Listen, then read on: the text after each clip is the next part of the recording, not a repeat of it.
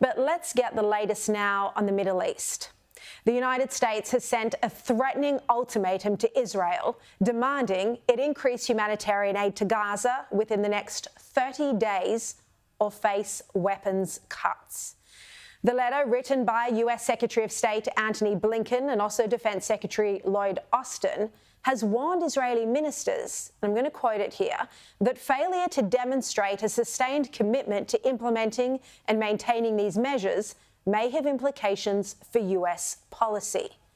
So this is a very threatening letter from the United States, and it's been sent just weeks before the presidential election. But the United States knows all too well that Israel has been sending enormous supplies of both food and aid into Gaza. The problem's on the other side. It's up to the humanitarian organisations in Gaza to distribute it, and they're clearly not doing that properly.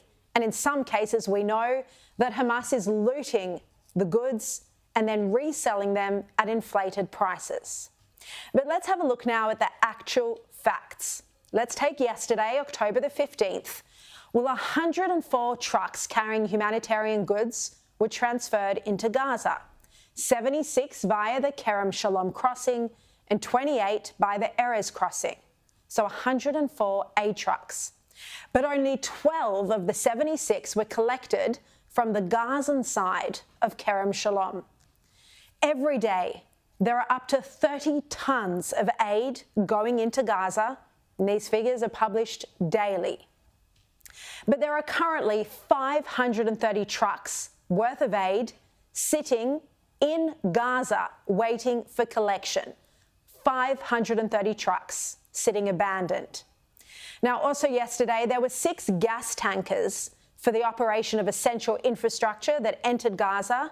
There was also the second round of polio vaccination for children that began just yesterday across Gaza. And on top of this, 76,394 children received vitamin A. There are also 12 bakeries currently operating in Gaza, 4 in the north and 8 in the south. Now, Kogat, that's the Israeli body that distributes aid in Gaza, it has thoroughly rejected the notion that they're impeding the entry of any aid at all. They say Israel has not halted the entry or coordination of humanitarian aid. Elon Levy, who was on this show last night, he made the point today on social media that the best way to ensure the uninterrupted supply of humanitarian aid into Gaza is to remove from power the terrorist regime that is hijacking that aid, siphoning some for itself and selling the rest at extortionate prices. Now, of course, the Democrats know that this is what's happening. They know that Israel is letting aid in, and tons of it, literally tons. This is all about politics as the election gets closer, and Kamala Harris is worried she'll lose. Nancy Pelosi also, and this isn't accidental, this is by design, Nancy Pelosi came out overnight slamming Prime Minister Benjamin Netanyahu. Not with Netanyahu. No, I don't think he's ever believed in peace or the two-state solution. I'm just very, very disappointed. Well, given Nancy Pelosi played a prominent role in overthrowing Joe Biden, she probably now thinks she can end Netanyahu's prime ministership as well. Well, Pelosi needs to be reminded that Israel is a democracy, and it's up to the Israelis to decide who their leader is, not some out-of-touch left-leaning Democrat living a world away from daily rocket fire.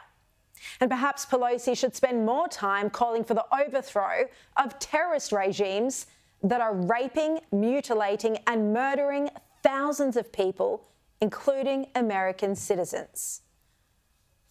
Those are the ones who do not believe in peace, not Israel.